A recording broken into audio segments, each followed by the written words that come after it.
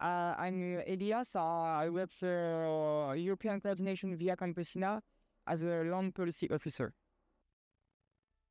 So the European Coordination Via Campesina was built in 1986 as a way for European farmers to gather themselves and defend the peasant farming positions in front of the European Union that was being built and to defend farmers in the context of the CAP.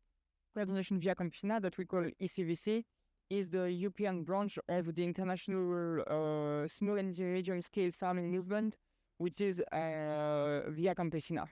So Via Campesina represents over 200 million people all over the world, and it was born in 1994 in reaction to the creation of WTO that was aiming at including agricultural products within the neoliberal paradigm, which we, as Via Campesina, wanted to oppose because it threatens the food sovereignty of countries and of farmers both in Europe and, well, in the north, northern countries and in southern countries. Main things we fight for are food sovereignty and agroecology and the rights of peasants. Food sovereignty is the right for peoples to define their own food and agricultural policies. It's enshrined in the UN DROP, so the United Nations Declaration on the Rights of Peasants, which states that small and medium-scale farmers and peasants and other people working in rural areas have the right to land, have the right to seeds, have the right to education, to participation, and it's basically an appendix of human rights. And it also defines food sovereignty. So we fight for sovereignty in the framework of the UN DROP, so in the framework of peasants' rights, with the aim to change food systems towards democratic food systems and agroecological food systems. So, peasant agroecology, as we define it in ECVC, it's quite broad. It's a way of life, let's say. It's a way of life for people working in the land. So the first pillar of agroecology is in the field working with nature and not against nature.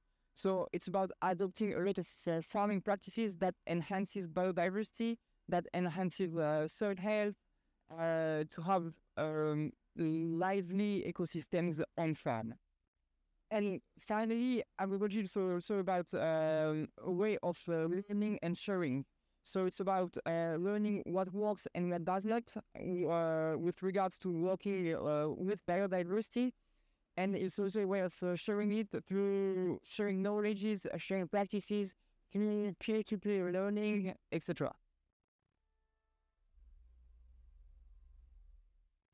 So the main challenges that farmers are facing actually in Europe when it comes to soil health is about the health of the soil. So we are losing biodiversity in the soils due to industrial farming practices. So we see a clear connection between the land governance, the land uses, and the soil health. So current industrial land uses that are aimed at producing a lot for exploitation are damaging soil health through excessive use of insurance mainly. Peasant agroecology is at the core of everything we do. So Via Campesina defends agroecology in the context of policy making. So we try to influence policies towards agroecology.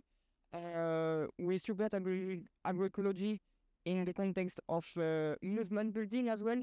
We support our members and help them to implement agroecological practices.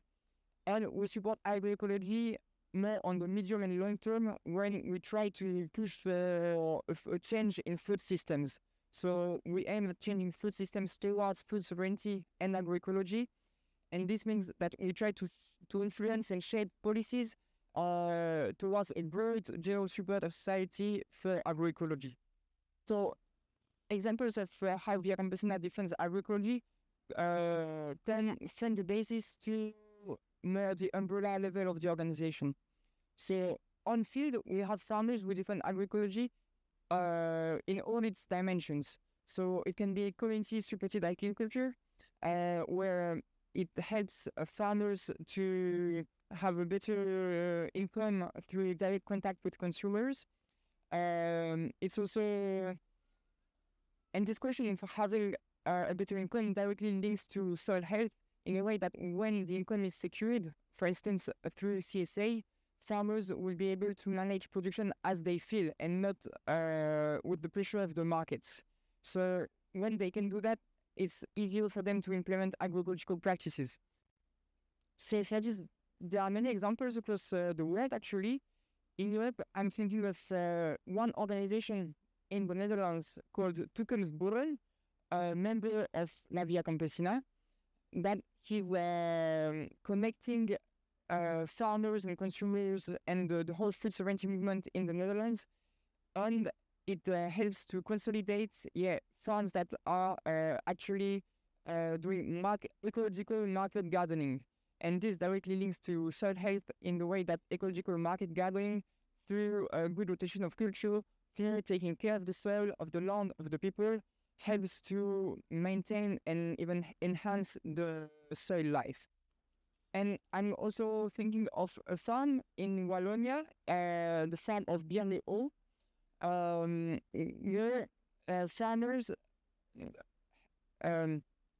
are helped by the use of horses. So horses are used in a way to plow the land, and the injections are also used to nurture the land. So and they do also market gardening and mixed farming. So it's always about thinking in circles, how you can have this nitrogen cycle. You have inputs that come from the farm that are used to produce on the farm, and then that are produce vegetables and products eaten locally, rather than having a linear cycle of life of intrants that are imported from road, consumed and put massively into the soil, even deteriorating the soil and the water and so on, then for producing food that will be exported on the international markets. So these are two examples that come from the basis. So it comes from the members of Via Campesina. And then in Via Campesina, as an international organization, as an umbrella organization, we also provide frameworks for trainings, for instance. So we organize peer-to-peer trainings, so we call them peasant-to-peasant agroecological trainings, where we organize meetings where peasants are able to come and exchange their best practices. So in Europe, we organize many of these trainings, but it's also at the core of the movement of Via Campesina. And actually, in Latin America, they are very good with trainings where they provide both agroecological trainings in a way, so they empower people through teaching and sharing knowledge, etc., on agricultural practices per se. But they also provide political training, so training on food sovereignty, what it means, and how to build the movement, how to be together to change food systems.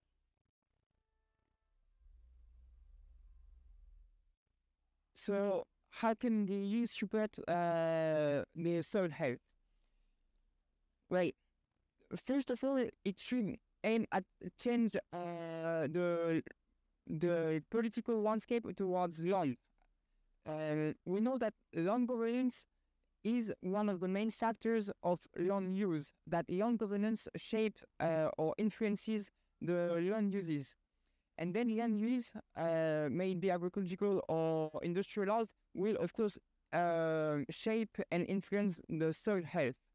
So if we want to tackle soil health, we need to address the land governance issues in Europe. For this, Via Campesina advocates for public regulation of farmland markets.